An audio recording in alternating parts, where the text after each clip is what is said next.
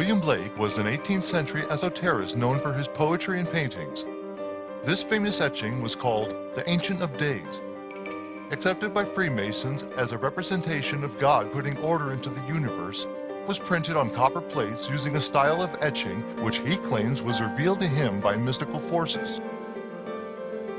His illuminated works and engravings are only inches in size, yet they are meticulous in detail.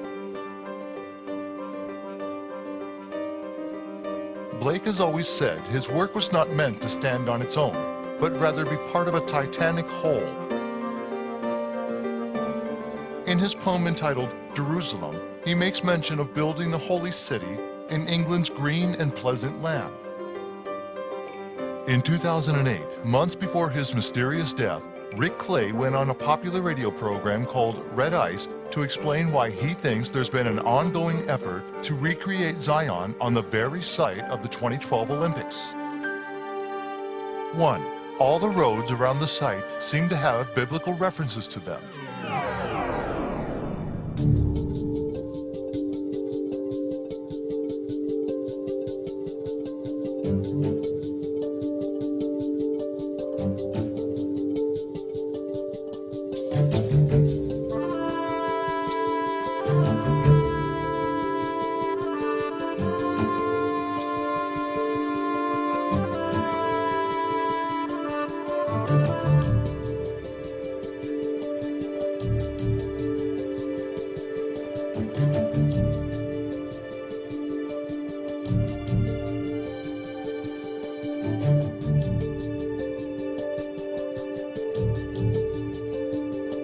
2. The site itself is not only dead on to where two major ley lines intersect, but this particular piece of land has never been developed, a rarity in itself.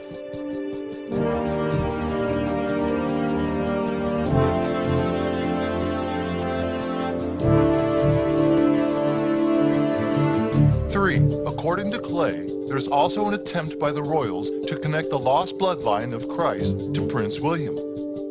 In Dan Brown's poorly written yet popular book, The Da Vinci Code, he sets out to try and prove there was a child born of Mary Magdalene that carried the bloodline of Christ. While investigating the death of Diana, Clay discovers shrines and monuments to the late princess are riddled with esoteric symbols.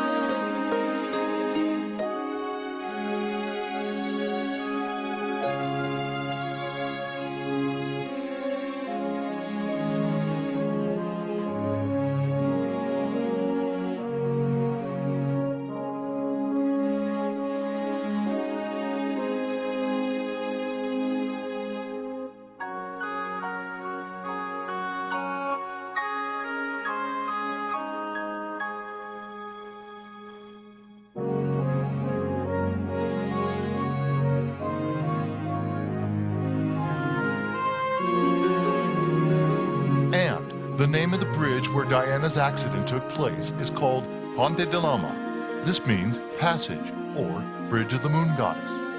Also, the official name of her perfume was Isis. And how about this for a coincidence?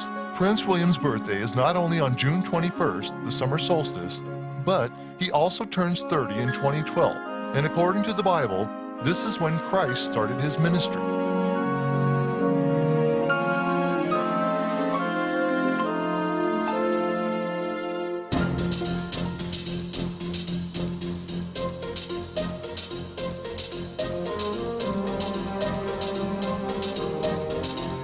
And what are the chances that he would make the 1,000 spot in the Knight of the Garter, which is the parent organization to Freemasonry?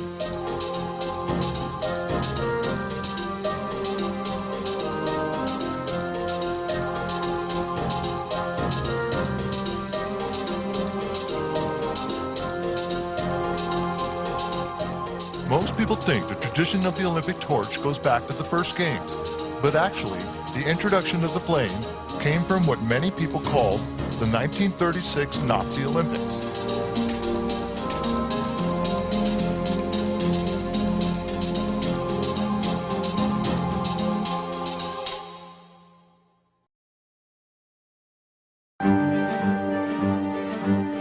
On July 27, 1934, the DRL was set in place by the Third Reich in order to establish the official sports governing body of Germany.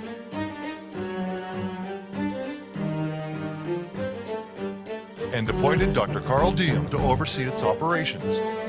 Diem had the perfect chance to implement his conception of bringing the flame of enlightenment to every country around the world.